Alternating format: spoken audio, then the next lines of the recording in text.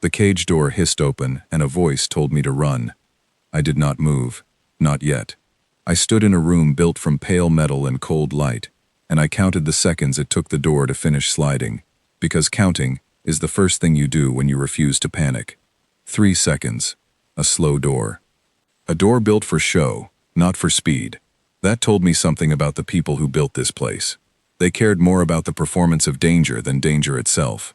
My name is Daniel Hart, and 2 days earlier, I had been checking cargo manifests on a transport ship called the Wayfarer, somewhere past the edge of mapped space. Now I was standing in a room that smelled like cleaning chemicals and old fear, wearing a thin gray suit that was not mine, listening to a voice that was not human tell me that my life had become a game. "You have been given a weapon," the voice said. It came from everywhere and nowhere, the way sound does when a room is built to project it. "You have been given a head start. Use both wisely. The hunt begins in 1 hour." I looked down at the weapon they had given me. It was a short blade, dull along one edge, sharp along the other. The kind of thing you would use to open crates, not to defend your life. That was the joke, I realized. The weapon was not meant to save me. It was meant to make the hunters feel like they had earned something when they caught me. I picked it up anyway. A dull blade is still a blade, and a joke only works if you play along with it. The room had one exit, a corridor lit in the same pale light as the cage. I did not run down it right away.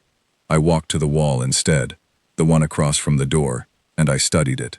It was smooth, seamless, built from a material I did not recognize, but along the base, low to the floor, there was a thin line. A seam. A maintenance panel, the kind of thing that gets forgotten by people who design spaces to look perfect and never think about who has to fix them when they break. I knelt down and ran my fingers along the seam. It gave slightly under pressure. Good. That meant it was not welded shut. That meant somewhere behind this beautiful, terrible room, there was a network of pipes and wires and access shafts, built by workers who cared about function, not spectacle. Every grand building has an ugly skeleton holding it up. I intended to live inside that skeleton for as long as I needed to. I did not open the panel yet. First, I needed to understand where I was. I walked the corridor slowly, my back against the wall, my eyes moving in every direction at once. The lights here were warmer than in the cage room, almost golden, designed to make the space feel welcoming. That told me this corridor was meant to be seen by guests, not just prisoners. I was walking through a lobby of sorts, a place where wealthy people would gather before the show began.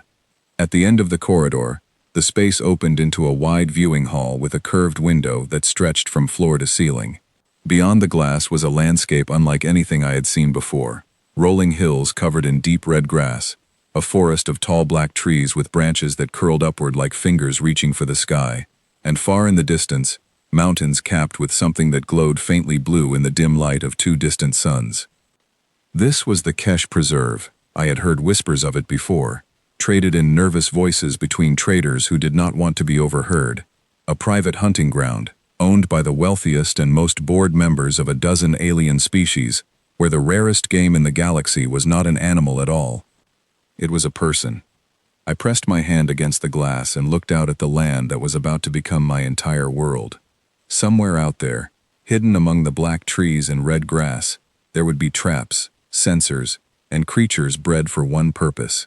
Somewhere out there, hunters were preparing their weapons, checking their gear, laughing about the easy sport they were about to enjoy. I did not feel fear looking at that landscape. I felt something colder and more useful. I felt my mind start to work.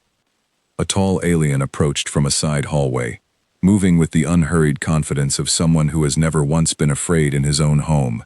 His skin was a deep violet, almost black in the dim light, and his eyes were pale gold, split by a narrow black pupil that widened slightly when he saw me standing calmly at the window, instead of running for the exit. "You are not what I expected," he said. His voice was smooth, cultured, the voice of someone who had practiced sounding important. "Most of your kind scream when they see the grounds for the first time." "I haven't seen anything to scream about yet," I said. He tilted his head, studying me the way a collector studies a piece of art he is not sure he wants to buy. "I am Cothrell," he said. "This preserve belongs to my family. You are, in a sense, my guest." Guests usually get invited, I said. Nobody asked me if I wanted to come. Something flickered across his face, there and gone too fast to name. Amusement, maybe. Or irritation. Cathril was used to being feared, not questioned, and I could see the effort it took him to keep his voice pleasant. You have 1 hour before the hunt begins, he said. I suggest you use it to run as far as you can. The hounds are patient, but they are not merciful. What happens if I don't run? He smiled, and it was not a kind expression. Then you will die standing still, which is a very boring way to die. My guests paid a great deal of money to watch something more interesting than that. He turned and walked away without waiting for my reply, his long coat trailing behind him like a shadow with a mind of its own. I watched him go, memorizing the way he moved, the slight favor he gave to his left leg, the way his eyes kept flicking toward a datapad clipped to his belt. Small details that would matter later, when the game changed and he was the one being studied. When he was gone, I turned back to the viewing hall and looked at the exits. There were 2 besides the corridor I had come from. One led, I guessed, toward the actual entrance to the hunting grounds, where the released prisoners would be sent out into the red grass to run for their lives.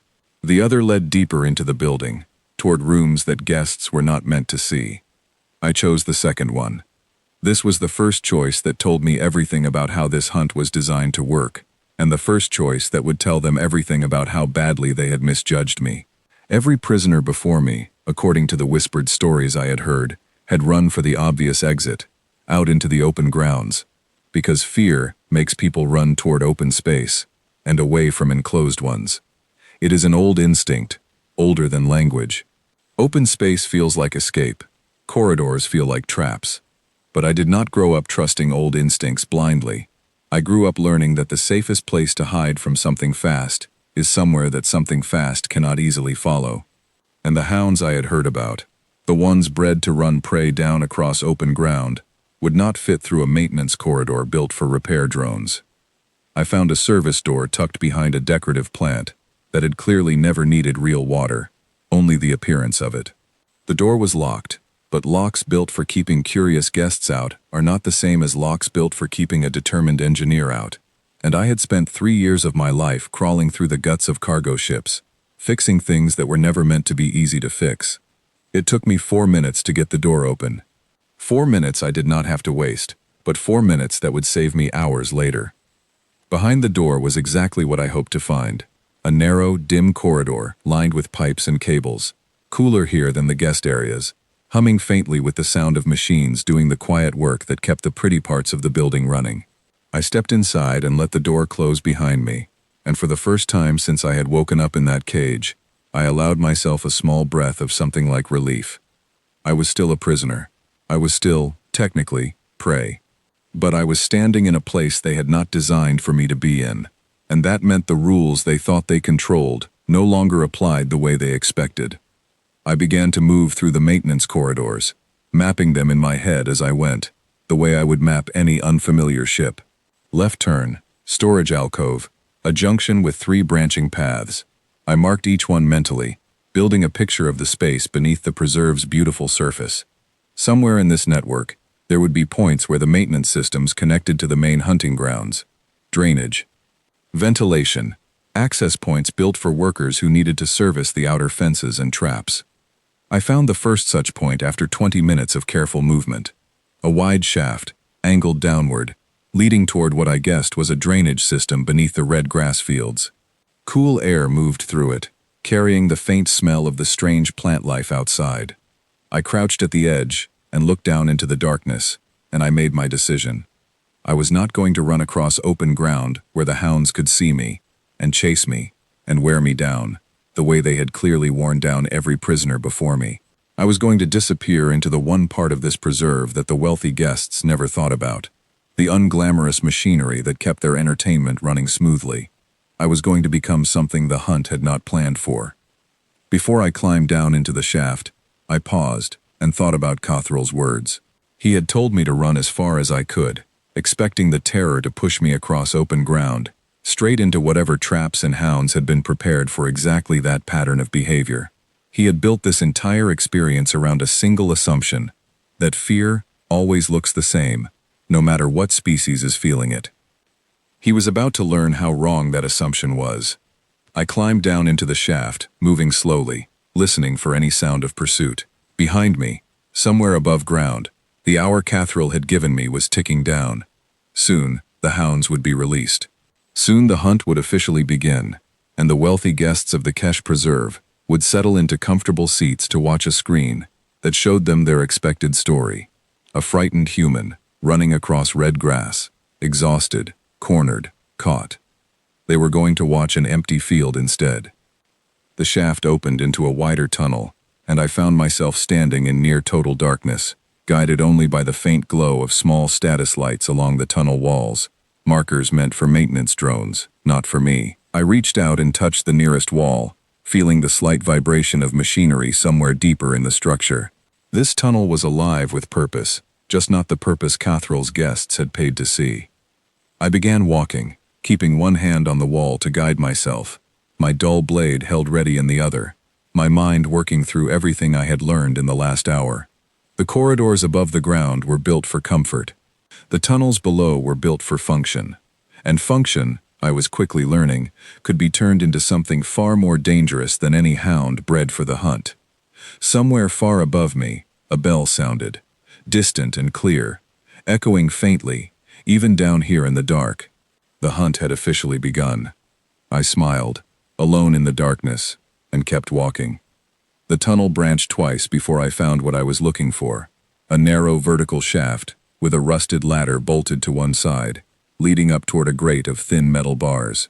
Through the gaps in the grate, I could see red grass swaying gently in a breeze I could not feel, and beyond it, the dark shapes of the twisted black trees. I had found a way out of the maintenance network and into the hunting grounds themselves, but on my terms, in a place no guest watching from a comfortable viewing room would think to check.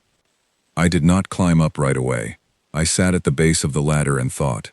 If the hunt had truly begun, then somewhere out there in the tall red grass, the hounds Cathril had spoken of were already moving, their handlers watching data feeds that showed heat signatures and movement patterns across the open ground. I had seen enough hunting shows and hunting stories in my life to know how this kind of sport worked. The hunters would expect their prey to keep moving, to keep running, to leave a trail of frightened, predictable choices. Predictable choices are what get you caught. I decided that my first move outside would not be a move at all. I would climb up, find a place close to the grate where the black trees grew thick enough to hide me, and I would wait, watching, learning the patterns of this place before I let it see me as anything other than a system malfunction, a body that never showed up where it was supposed to. I climbed the ladder slowly, careful not to let the old metal groan under my weight, and pushed the grate open just enough to slip through. The air outside hit me immediately, thick with unfamiliar smells, some sweet, some sharp and mineral, like standing near a hot spring. The red grass came up to my knees, taller than it had looked from the viewing hall window, and it whispered against my legs as I moved carefully toward the tree line. The black trees were even stranger up close.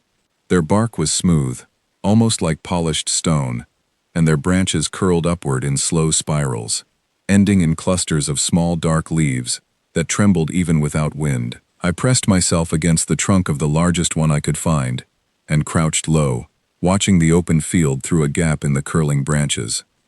For a long while, nothing happened. The red grass swayed.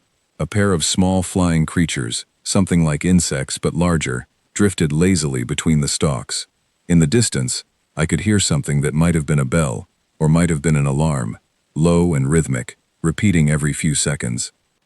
Then I heard the first sound that was not part of this strange, quiet landscape. A bark, deep and mechanical, layered with something almost electronic, like a recording, pushed through a speaker, built into a living throat. It came from somewhere to my left, distant but clear, and it was answered a moment later by a second bark from further away. The hounds were moving through the grass, spreading out in a pattern I recognized instantly from every hunting story I had ever heard. They were not searching randomly. They were sweeping the field in coordinated lines, driving toward a central point, the way herding animals push prey toward a trap. Whoever designed this hunt had not built a chase. They had built a funnel. I watched the pattern for nearly 20 minutes, memorizing the direction each bark came from, building a mental map of how the hounds moved across the field. They stayed mostly along the open grass, avoiding the denser clusters of black trees, which told me something important. The trees were not part of their search pattern. Either the hounds could not move easily through them, or their handlers had decided the trees were not worth searching, assuming that any frightened prisoner would keep to open ground where the chase felt more dramatic for the watching guests. That assumption was going to cost them. I moved deeper into the tree line, staying low, testing the ground carefully with each step. The soil here was soft and dark, and my boots left faint impressions that worried me, until I noticed something reassuring.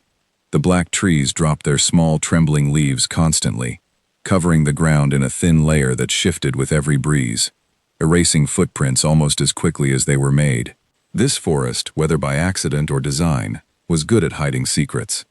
As I moved, I began to notice something else. Thin cables, nearly invisible against the dark bark, ran along the base of several trees, disappearing into the ground. Sensor lines, probably, feeding data back to whatever control room monitored the hunt. I knelt beside one and studied it carefully without touching it. It was old, the insulation cracked in places from exposure to weather, patched with tape that had clearly been applied more than once. This told me something valuable about the people who ran the Kesh Preserve. They were wealthy enough to build a private hunting ground on an alien world, wealthy enough to breed hounds and stage elaborate hunts for entertainment, but they were not spending money on proper maintenance for the systems that made all of it work. They cared about the show, not the structure behind it. That was consistent with everything I had seen so far, from the slow theatrical door in my cage room to Cothrill's carefully practiced voice. A show built on neglected infrastructure is a show with weaknesses, if you know where to look. I followed the cable line deeper into the forest, moving parallel to it rather than directly along it, in case it was rigged with some kind of alarm. After nearly half an hour of careful movement, the cable led me to a small clearing where a metal housing, half buried in fallen leaves, hummed quietly with the sound of processing equipment. This was a relay station, one of many, I guessed, that collected data from the sensors scattered across the grounds and sent it back to the main control room. I crouched beside it and studied the casing. It was locked, of course, but the lock was the same kind I had defeated back in the maintenance corridor, simple and decorative rather than truly secure. I did not open it yet. Instead, I sat with my back against a nearby tree and thought about what I could do with a relay station like this, if I ever needed to. Data flows two ways through a station like this. It could tell the hunters where I was, but if I understood its systems well enough, it could also tell me where they were, or better yet, tell them things that were not true. The barking grew closer as the afternoon wore on, and I realized the hounds were sweeping back in my direction, their search pattern curving toward the tree line for the first time since I had started watching them. Someone, somewhere, had decided to check whether the forest was worth searching after all. I did not panic. Panic makes noise, and noise is the one thing I could not afford. I moved away from the relay station, deeper into the trees, choosing a path that kept the thickest clusters of black trunks between myself and the direction of the barking. I found a hollow at the base of an especially large tree, its roots curling up out of the ground, like the ribs of some enormous buried creature, and I settled into the shadow between two of those roots, making myself as small and still as I could. The hounds arrived at the edge of the tree line perhaps 10 minutes later. I heard them before I saw them, a strange combination of mechanical breathing and soft padding footsteps, moving with a coordination that no natural pack animal could manage on its own. Through the gap between the roots, I caught my first real look at one of them. It was larger than I expected, built low to the ground with powerful shoulders and a long snout lined with sensor ridges instead of simple fur or scales. Its eyes glowed faintly, a soft red that pulsed in time with its breathing, and a thin antenna rose from the back of its skull, transmitting whatever it saw back to its handlers. It moved through the edge of the forest cautiously, sniffing at the fallen leaves, pausing every few steps to lift its head and scan the trees. I stopped breathing, or as close to it as I could manage, watching the creature move closer to my hiding place. It paused less than 10 meters away, its head turning slowly, the red glow of its eyes sweeping across the shadows near my hollow. For a long, terrible moment, I thought it had found me. Then a second hound called out from further down the tree line, a sharp mechanical bark that seemed to carry information rather than simple sound. and the one near me turned and moved away, answering with a similar bark of its own. They were communicating, coordinating their search, but for whatever reason, this one had decided the area near my hollow was not worth deeper investigation. Perhaps the layer of fallen leaves that hid my footprints also hid my scent well enough to confuse its sensors. Perhaps I had simply been fortunate. I did not know, and in that moment, I did not care. I only cared that it was leaving. I stayed hidden long after the sound of the hounds faded into the distance, waiting until the forest around me returned to its quiet, whispering stillness. Only then did I allow myself to breathe normally again, my back pressed against the curling root, my mind already working through everything I had just learned. The hounds could search the forest, but they did not search it well. Their sensors, whatever they were, could be confused by the right conditions. Their handlers had built an entire hunting philosophy around open ground and dramatic chases, and even now, even after discovering that I had not run the way they expected, they were still applying old assumptions to a situation that no longer matched them. I thought about Cathril, standing in his viewing hall, watching a screen that probably showed nothing but empty red grass and confused hounds. I imagined his growing frustration, the whispered questions from his wealthy guests, the pressure building on him to produce the show they had paid for. Good. Let him feel that pressure. Every hour I remained unseen was an hour that chipped away at his control over this place. And control, I was beginning to understand, mattered more to men like Cathril than almost anything else. He had built his entire identity around being the one who decided how the story went. I intended to take that away from him, piece by piece, until there was nothing left of his careful performance.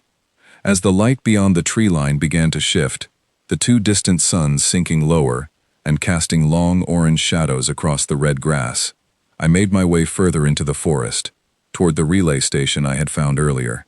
If I was going to survive this hunt, I could not simply hide forever. Hiding bought me time, but time alone was not a plan. I needed information. I needed to understand the layout of this preserve, the location of the control room, the number of hunters and hounds actually deployed against me, and the weaknesses in whatever systems held this entire operation together. The relay station was my first real chance to gather that information, and I intended to take it before the darkness of the alien night made everything twice as dangerous. I reached the small clearing just as the last orange light faded from the sky, replaced by a deep violet darkness lit faintly by distant stars I did not recognize. The relay station hummed quietly in the shadows, waiting, and I knelt beside it, running my fingers along its casing until I found the simple locking mechanism I remembered from before. It took me only a few minutes to open it this time, my hands steadier now, my confidence growing with every small victory. Inside, a tangle of cables connected to a compact processing unit, its surface covered in symbols I could not read, but whose basic structure looked familiar enough from years spent repairing unfamiliar alien tech aboard cargo ships that did not always run on human-built systems. I began to work, carefully, patiently, tracing connections and testing responses, searching for a way to turn this small piece of neglected infrastructure into a window onto everything Cathril thought he controlled. The processing unit inside the relay station resisted me for nearly an hour before it finally gave up its secrets. I was not trying to break it, not yet. I was trying to listen to it, the way you might listen to a conversation through a thin wall, catching pieces of meaning even when you cannot understand every word. Slowly, patterns emerged, symbols that repeated near numbers I recognized as coordinates, a section that pulsed with activity whenever the distant barking grew louder, confirming that this station really was linked to the hounds moving through the forest. I found what I needed, just as the violet darkness outside deepened into full alien night. A simple map, crude but readable, showing the layout of the preserve from above. The tree line where I now crouched formed a wide crescent along one edge of a much larger open field. Beyond the field, closer to the mountains I had seen glowing faintly blue from the viewing hall window, sat a cluster of structures marked with symbols that looked, to my eye, like buildings and towers. That would be the control center. That would be where Cathril and his guests were watching their expensive entertainment fail to entertain them. I studied the map for a long time, memorizing every detail I could make sense of, tracing possible paths between my current position and the distant cluster of buildings. There were at least 3 other relay stations scattered through the forest and field, each one likely feeding the same central system. If I could reach more of them, I might be able to build a clearer picture of the hounds' patrol patterns, or better yet, find a way to interfere with what they reported back to their handlers. A soft mechanical bark, closer than any I had heard in hours, snapped my attention away from the map. I closed the relay station casing as quietly as I could and pressed myself flat against the ground, peering through the gap between the curling roots toward the sound. 2 shapes moved along the edge of the tree line, their red eyes glowing faintly in the darkness, their antennae catching what little light there was. These were not searching randomly. They moved with purpose, tracing a path that led directly toward the clearing where I had just been working. They knew something had touched the relay station. I had 2 choices in that moment, and I made the decision quickly, the way you learn to make decisions on a cargo ship when a system starts failing, and you have only seconds before the failure becomes a disaster. I could run, deeper into the forest, putting distance between myself and the hounds while they investigated the station. Or I could stay hidden, trusting the same layer of fallen leaves and confusing scent trails that had protected me before. I chose to move, but slowly, deliberately, in the opposite direction from where the hounds were heading, keeping the thickest clusters of trees between us at every step. Running fast and loud is what prey does when it panics. Moving slow and quiet is what a person does when they are thinking. The hounds reached the clearing behind me and paused there, their mechanical breathing audible even at a distance, their antennae swiveling as they tried to make sense of whatever residual trace I had left on the relay station's casing. I did not wait to see if they would follow my trail. I kept moving, weaving between the black trunks, putting as much distance as I safely could between myself and that clearing, before the alien night swallowed every trace of light entirely. I found a new place to rest an hour later, a narrow gap between 2 fallen trunks that had collapsed against each other years ago, forming a natural shelter low enough to hide me from casual view. I crawled inside and finally allowed myself to stop moving, my legs aching, my mind exhausted from hours of careful, deliberate thought.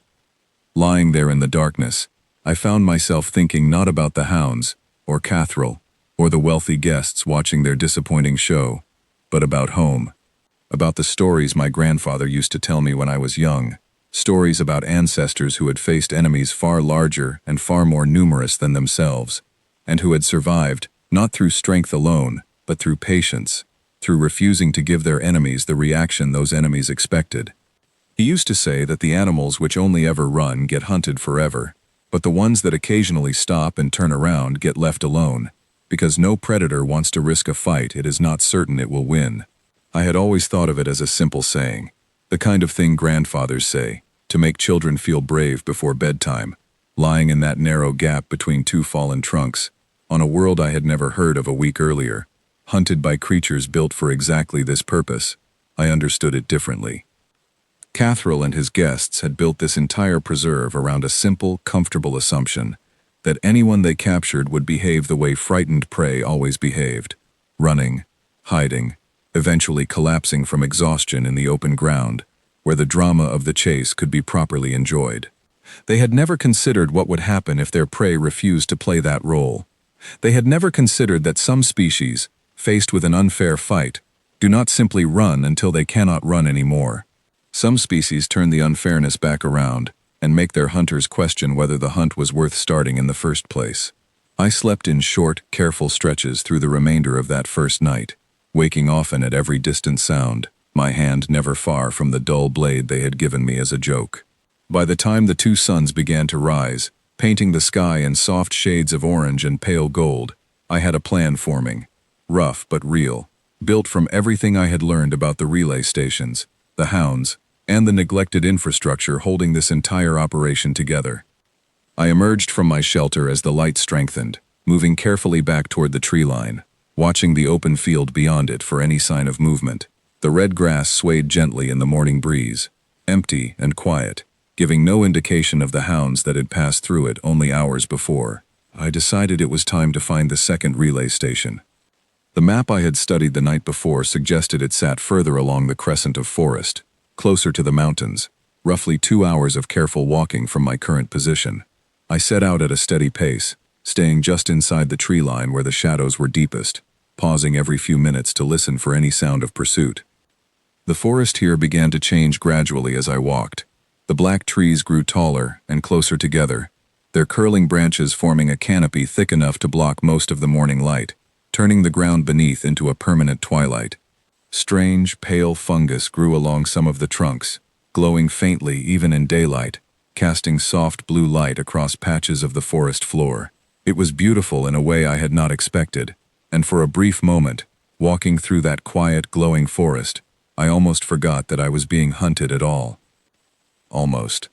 I found the second relay station exactly where the map suggested it would be, tucked into a small hollow at the base of a cluster of especially large trees, half hidden beneath a thick layer of the glowing fungus. This one looked slightly different from the first, its casing marked with symbols I had not seen before, and when I opened it, I found something unexpected, a second set of cables, thinner than the ones feeding the hound tracking system, running toward a separate section of the processing unit entirely. I studied these new cables carefully, tracing their path with my fingers, and slowly realized what I was looking at. This was not just a relay station for hound sensors. This was also connected to the preserve's broader communication network, the system that allowed messages to pass between the control center and the wealthy guests watching from their comfortable viewing rooms. If I could understand this system well enough, I might be able to do more than simply avoid the hounds. I might be able to speak directly into the heart of Cathrill's carefully controlled performance and change the story he thought he was telling. I did not have the knowledge to do that yet, not fully, but I had time, and I had patience, and I had already proven to myself, over the course of one long night in an alien forest, that patience was a weapon far more dangerous than the dull blade still tucked into my belt. I settled in beside the second relay station and began to work, tracing every connection, testing every response, building a clearer and clearer picture of the systems that held the entire Kesh Preserve together.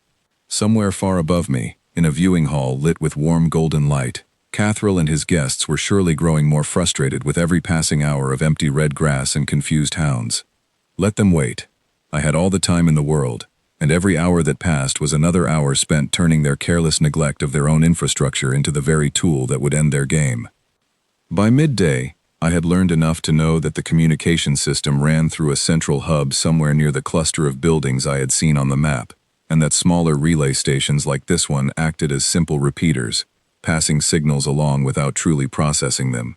That meant a message inserted at this level, if crafted carefully enough, might travel further than anyone expected, reaching places it was never meant to reach. I did not yet know what message I wanted to send, or when I would be ready to send it. But for the first time since waking up in that cold cage 2 days earlier, I felt something shift inside me, a change from simply surviving the hunt to beginning, quietly and carefully, to hunt back. The third day on the preserve began with silence, and silence, I had already learned, was more dangerous than noise. Noise told you where a threat was. Silence only told you that something had changed, and you would not know what until it was already close. I spent the early morning hours near the second relay station, finishing the work I had started the day before, tracing the communication lines until I understood, at least roughly, how information moved between the small stations scattered through the forest and the central hub near the mountains. It was slow, careful work, the kind that rewarded patience and punished mistakes, and more than once I found myself thinking back to my early years, learning to repair systems aboard cargo ships, where a single wrong connection could vent an entire compartment to open space. Those years had taught me something that I suspected Cathrill and his wealthy guests had never needed to learn. Real skill is rarely dramatic. It is built slowly, through hours of quiet, careful attention, long before anyone is watching or applauding. The people who ran this preserve had clearly built their success on spectacle, on performance, on the kind of confidence that comes from never truly being tested. I had spent my life being tested by systems that did not care whether I was confident or not. They only cared whether I understood them well enough to survive. As I worked, my thoughts drifted, as they sometimes do during long, repetitive tasks, back to stories I had heard as a child. My grandfather had fought in conflicts I only half understood when I was young.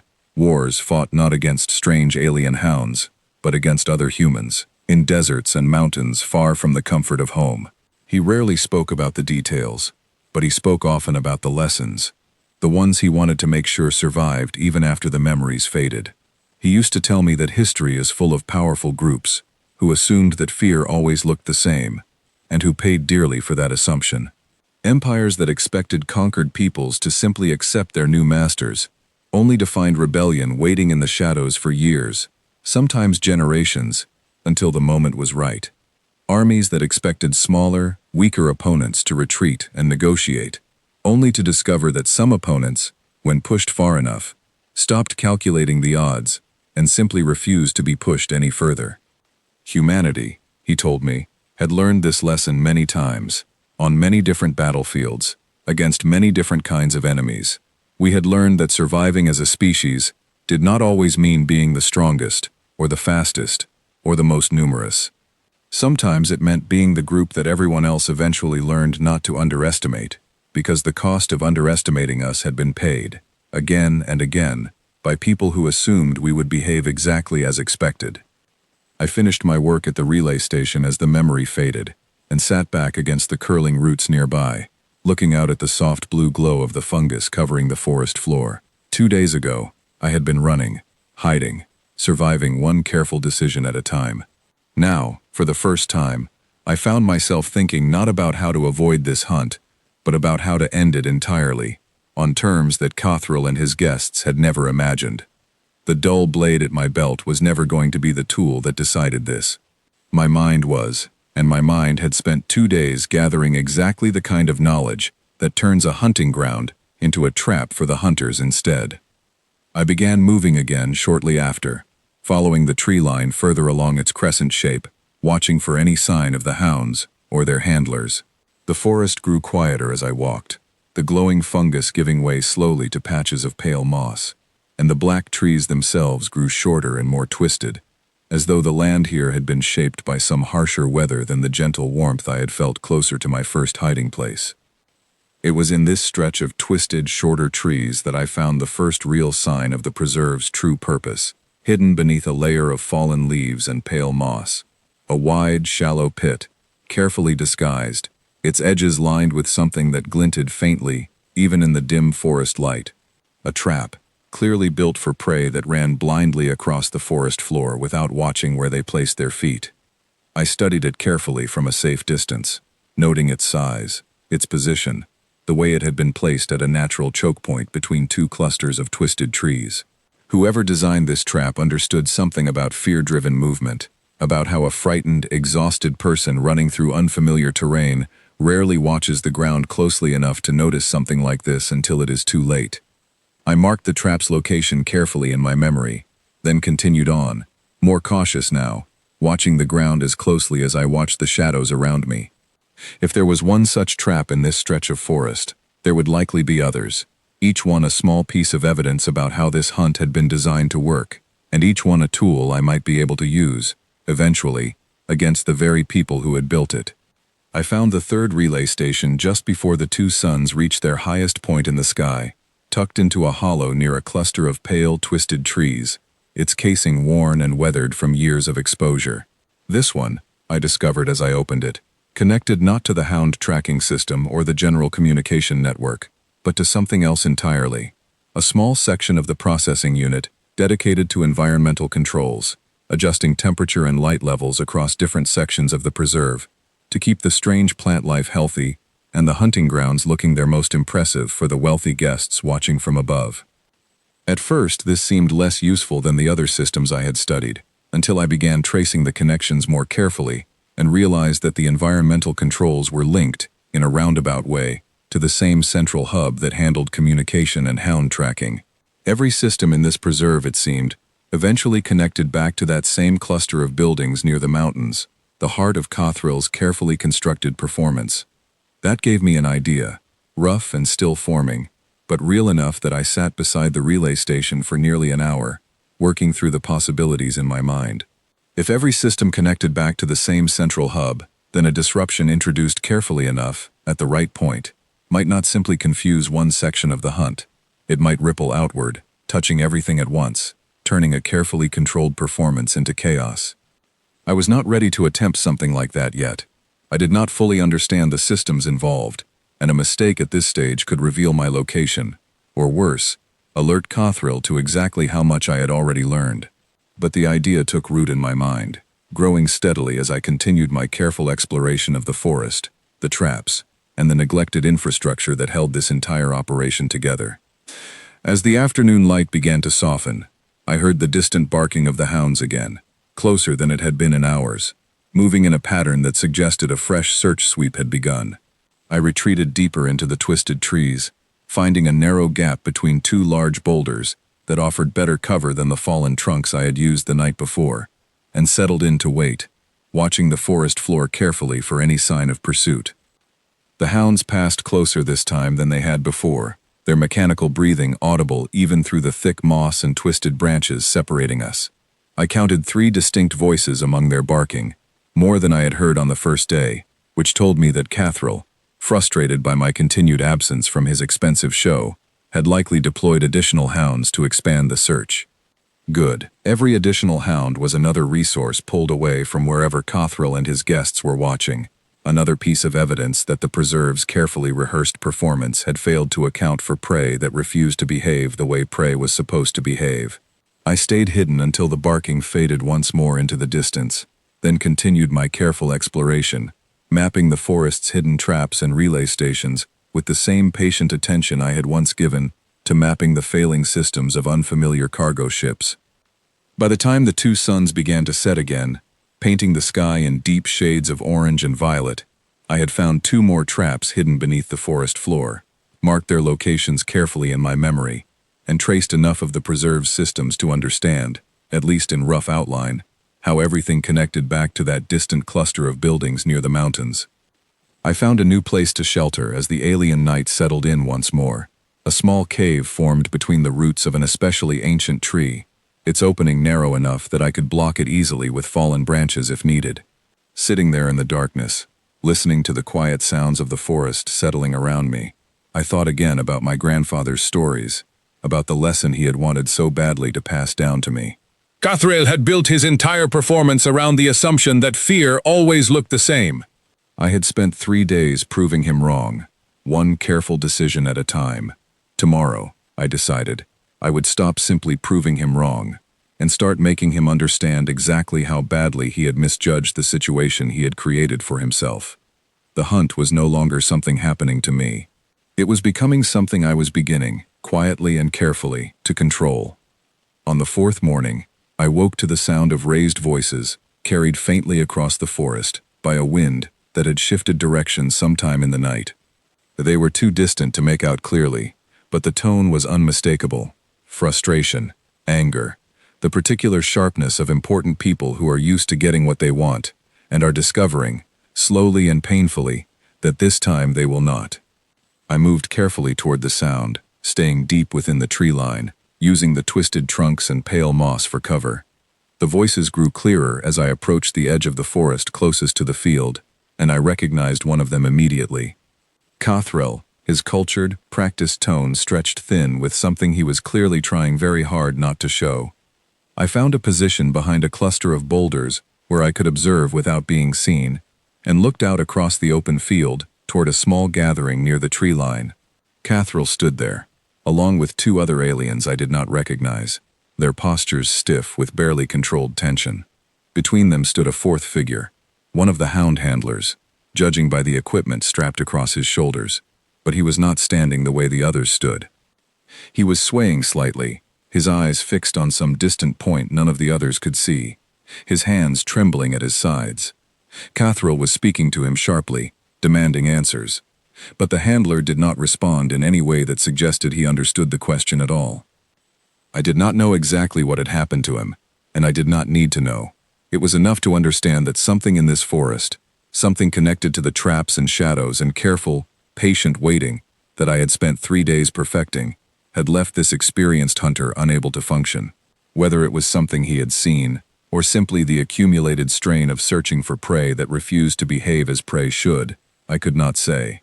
But the effect on Cothril and his companions was unmistakable. They were afraid. Not of me directly, not yet, but of the growing realization that this hunt, which should have ended within hours according to every pattern they had relied on before, was now stretching into its fourth day, with nothing to show for it but confused hounds, damaged relay stations, and a handler who could no longer speak clearly about what he had experienced. Their carefully rehearsed performance had become something unpredictable, and unpredictability, for people like Cathrell, was far more frightening than any physical threat could ever be. I watched them for nearly 20 minutes, listening to fragments of their conversation drift across the field. I caught mentions of guests growing impatient, of reputations at risk, of pressure from investors who had paid enormous sums to witness a spectacle that had, so far, refused to materialize. Cathrell's voice grew sharper with every exchange, his composure cracking slightly at the edges, though he clearly worked hard to hide it from his companions. Eventually the group dispersed, the two unfamiliar aliens leading the trembling handler away toward the distant cluster of buildings, while Cathrell remained behind for a moment, staring out across the empty field with an expression I could not quite read from this distance. Frustration, certainly, but underneath it, something else. Something that looked almost like the beginning of respect, twisted uncomfortably alongside his obvious anger. I retreated back into the forest once he finally turned and walked away, my mind working through everything I had just witnessed. The hunt was no longer simply failing to catch me. It was beginning to unravel the careful confidence that men like Cathrell relied on to maintain their position among their wealthy peers. Every hour I remained free, chipped away at that confidence a little more, and I intended to use every piece of that growing crack to my advantage.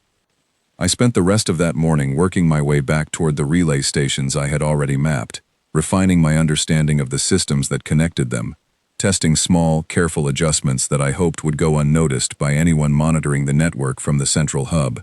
I did not attempt anything dramatic yet. I simply wanted to understand exactly how much control I could exert, quietly, before I revealed to anyone that I had gained any control at all. By mid-afternoon, the barking of hounds had grown noticeably more frequent, their search patterns tightening around the edges of the forest closest to where I had last been seen. Cathrell, it seemed, had decided to concentrate his remaining resources rather than spreading them thin across the entire preserve, a sensible decision that told me his patience, and perhaps his authority over his own hunt, was beginning to run short. I adjusted my movements accordingly, staying further from the tree line's edge, relying more heavily on the deeper shelter of the twisted trees and pale moss. I found myself, more than once, thinking about the trembling handler I had seen that morning, wondering exactly what combination of exhaustion, confusion, and unfamiliar shadows had left him in that state. I had not intended to cause that kind of effect directly. It had simply been the natural result of a hunt that refused to follow the script everyone involved had expected it to follow. As the fourth day wore toward evening, I made my way carefully to the third relay station, hoping to continue the slow, patient work of understanding the preserved systems well enough to eventually turn them against the people who had built them. But as I approached the familiar hollow where the station sat hidden beneath its layer of pale moss, I noticed something that stopped me instantly in my tracks. The casing had been opened. Not by me. The locking mechanism, the same simple, decorative lock I had defeated days earlier, hung loose and damaged, clearly forced open by someone in a hurry, rather than someone patient enough to work the mechanism properly. Inside, the tangle of cables I had studied so carefully had been disturbed, some of them pulled loose entirely, as though someone had searched the station for exactly the kind of evidence I had left behind through my careful work. They knew. Not everything, perhaps, but enough to understand that something had been tampering with their systems, that the strange silence and confused hounds were not simply the result of a clever prisoner hiding well, but of something more deliberate, more dangerous than they had originally assumed. I retreated from the clearing immediately, my mind racing through the implications of what I had just discovered. If they knew I had been accessing their systems, they would likely change their approach entirely. The careless neglect I had relied on, the outdated locks and unmonitored relay stations, would be reinforced, watched, perhaps even weaponized against me, if they realized how much I had already learned. I needed to move faster than I had planned, to accelerate whatever plan I intended to build before the advantage I had spent 3 careful days constructing disappeared entirely. I found shelter for the night in a location I had not used before, a narrow crevice between 2 large rock formations near the base of the mountains, far from any relay station or trap I had already mapped. Sitting there in the darkness, listening to the distant sounds of hounds still searching the forest behind me, I finally allowed myself to think clearly about what needed to happen next. Cothrell would not simply give up. Men like him did not know how to give up. Not when their reputation and their guests' expectations were at stake. If anything, the growing unpredictability of this hunt would push him toward more drastic measures, toward taking direct action himself, rather than continuing to rely on hounds and handlers, who had already failed him repeatedly. I suspected, sitting there in the cold mountain darkness, that Cothrell himself would soon join the hunt directly, no longer content to watch from the safety of his viewing hall, while his hired hunters searched for me in vain. And when that happened, I intended to be ready, not with the dull blade they had given me as a joke, but with everything I had learned about this preserve, its hidden traps, its neglected systems, and the careless confidence of the man who had built it all, assuming that fear always looked exactly the way he expected it to look.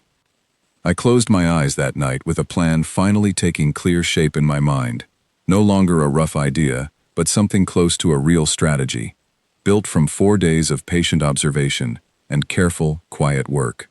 Tomorrow, I decided, I would stop simply avoiding the hunt entirely and start setting the stage for its true ending, on ground I had chosen, using tools that Cothrell and his guests had never imagined a piece of prey might learn to use against them. The 5th day began with a change in the air itself, a stillness that settled over the forest differently than the silence of the days before. I noticed it almost immediately upon waking, the absence of distant barking, the lack of any movement in the twisted branches above my hiding place. For the first time since the hunt began, the preserve felt completely, deliberately quiet. I understood what that quiet meant before I saw any confirmation of it. Cothrell had pulled his hounds back, likely to prepare them, or to prepare himself, for something different than the search pattern that had failed him for 4 consecutive days. I had expected this shift, had planned for it during my long, cold night in the crevice between the mountain rocks, and now I moved carefully through the forest, checking each location I had prepared, making certain everything remained exactly as I had left it. I had spent the previous day, after discovering the tampered relay station, working quickly but carefully to convert the traps I had found scattered through the twisted trees into something more useful than simple pits, designed to catch a fleeing prisoner. I did not build anything new, not with the limited tools available to me, but I adjusted what already existed, disguising the disturbed ground more carefully, adding small obstacles nearby that would guide movement in directions I had chosen, rather than directions chosen by chance. I also returned to the 2nd relay station, the one connected to the preserve's broader communication network, and finished the careful work I had begun days earlier. I could not yet send a message far beyond the forest, but I had learned enough to interrupt the local signal between the hound's handlers and the central hub, a small disruption that would go unnoticed for a while, but that would matter enormously if Cothrell decided to rely on outside coordination during whatever confrontation was coming. By mid-morning, I sensed movement again, different this time from the mechanical, coordinated sweeps of the hounds. This was a single presence, moving with purpose rather than pattern, following a path that led directly toward the section of forest where I had spent the last 2 days preparing. I retreated to a position near the largest of the disguised pits, a natural choke point between 2 clusters of twisted trees, and waited, my dull blade held steady in my hand, my mind calm despite the tension building in my chest. Cothrell emerged from the tree line nearly an hour later, moving with none of the careless confidence I had seen in him days earlier. He wore different clothing now, something closer to armor than the elegant coat he had worn during our first meeting, and he carried a weapon far more serious than anything his handlers had used, its surface marked with the same symbols I had seen on the relay station casings. He stopped a short distance from where I stood, half hidden among the twisted trunks, and studied the forest around him carefully before speaking. "I know you are near," he said, his voice carrying clearly across the quiet clearing.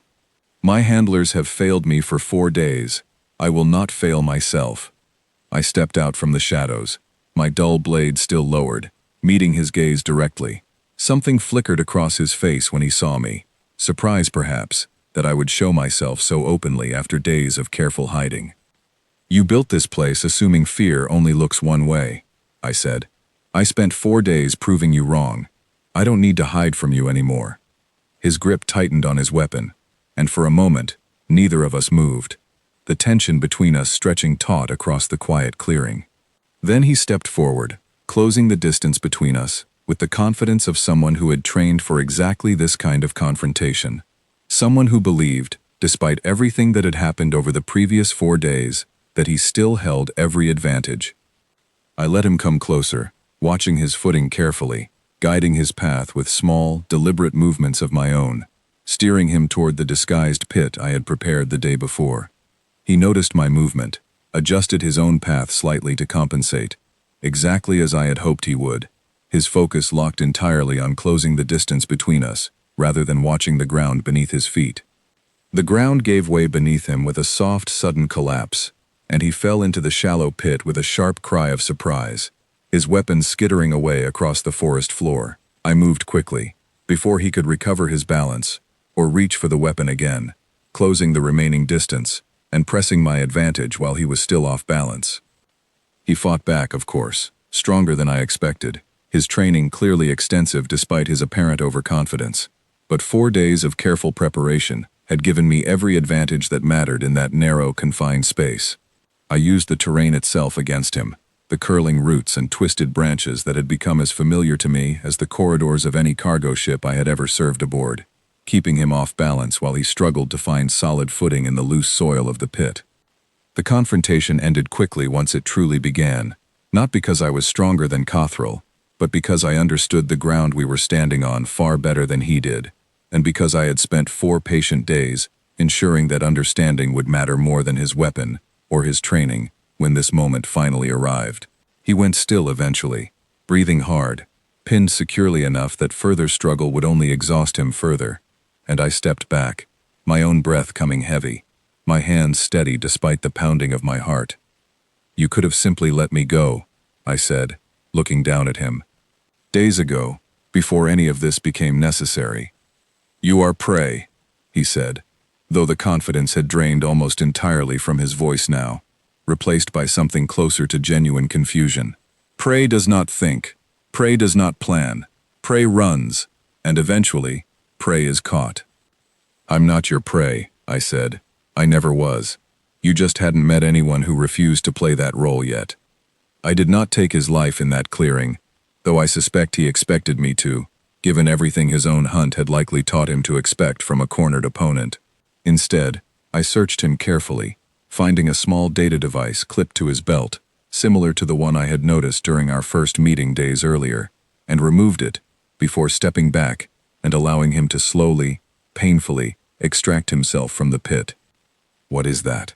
he asked, watching me examine the device, his voice tight with something that might have been fear, finally, after everything else had failed to produce it. "Everything I need," I said. "Ownership records, guest lists.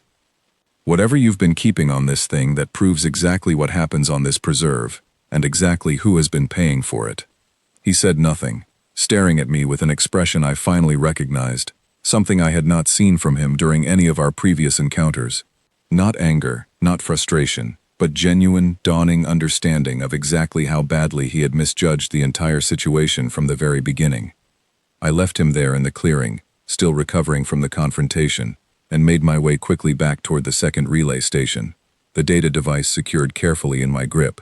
Whatever information Cathrall had kept on this device, I intended to make sure it reached far beyond the boundaries of this quiet, forgotten preserve, far beyond anything he or his wealthy guests could control or contain. The hunt that had begun 5 days earlier as an attempt to capture and destroy one frightened prisoner for the entertainment of bored, wealthy spectators was about to become something else entirely, something Cathrall and everyone connected to this place had never once considered when they decided that a human would make an interesting addition to their collection of hunted prey. I reached the relay station as the 2 suns began climbing toward their highest point and settled in beside it, the data device open in my hands, ready to begin the final piece of the plan I had spent 5 careful, patient days building, one small decision at a time. The data device held more than I expected, and far more than Cathrall had probably intended anyone outside his own circle to ever see. Ownership records stretched back years, listing names and species from across a dozen different systems, wealthy patrons who had paid enormous sums for the privilege of watching frightened prisoners hunted across this quiet, forgotten world. Guest logs from previous hunts, each one ending the same way, with the same casual notation marking the outcome as though it were nothing more than a sporting result. I read through as much of it as I could understand, sitting beside the relay station with the two suns climbing steadily overhead, and felt something harden inside me that had nothing to do with fear or exhaustion.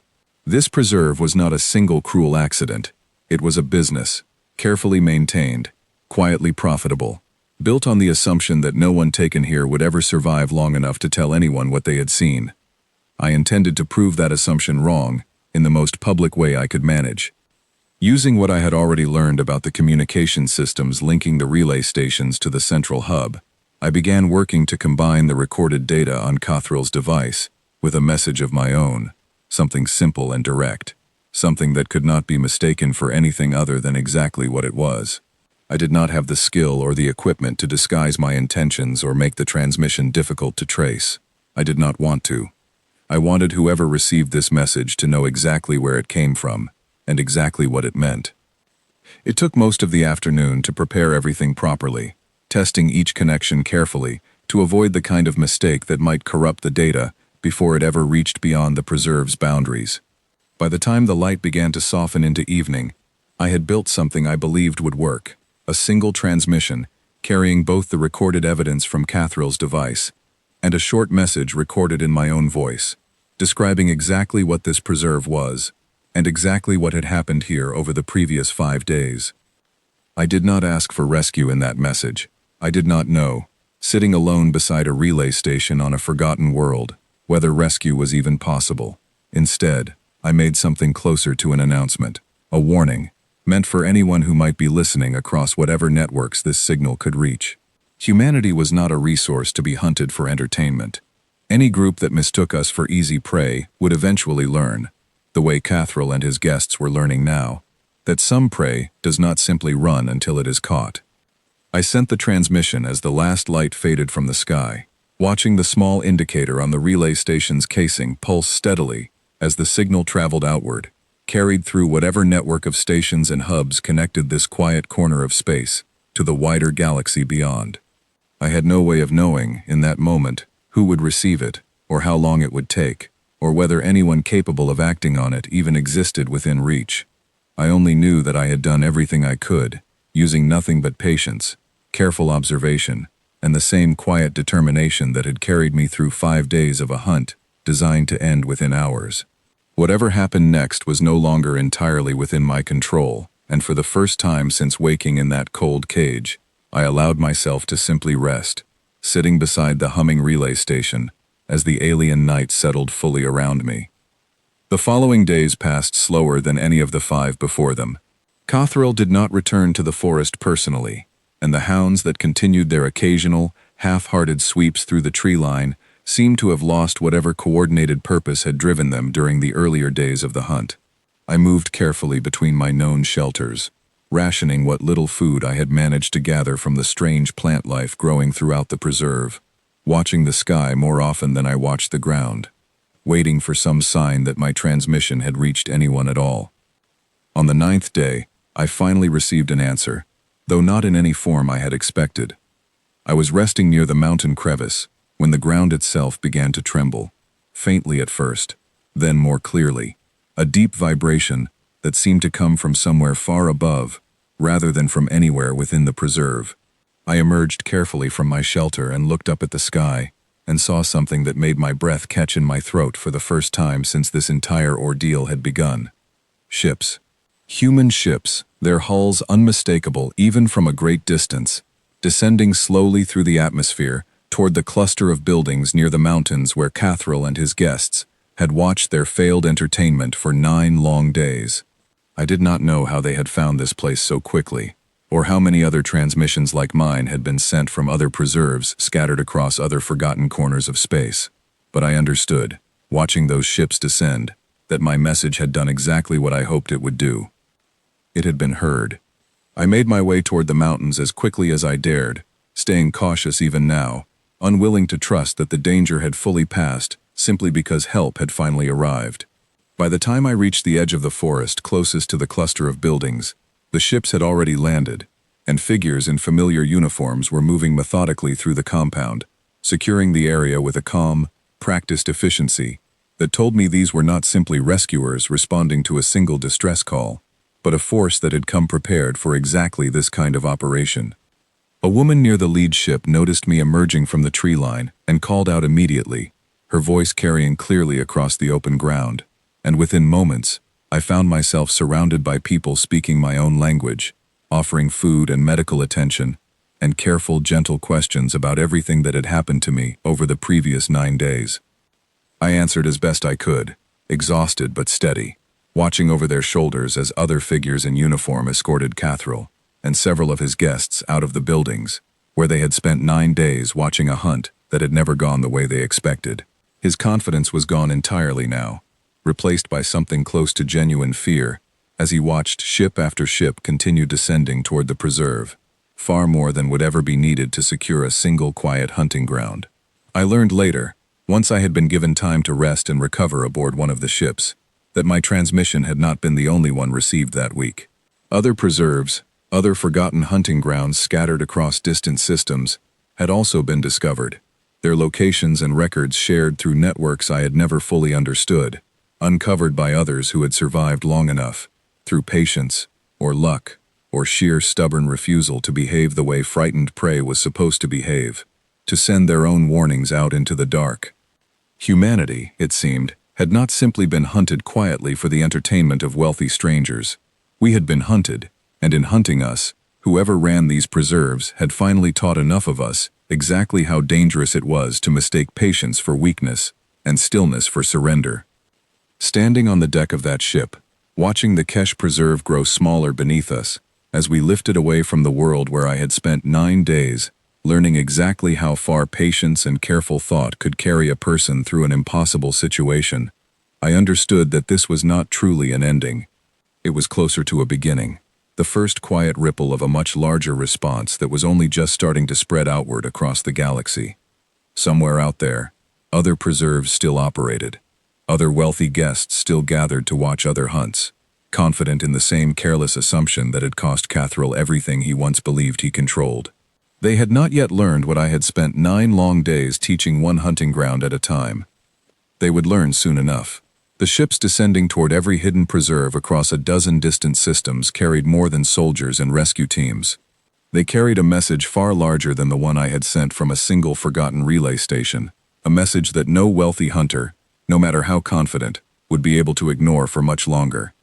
We do not run forever, and when we finally stop running, the ones who hunted us are the ones who learn, too late, exactly what they had been hunting all along.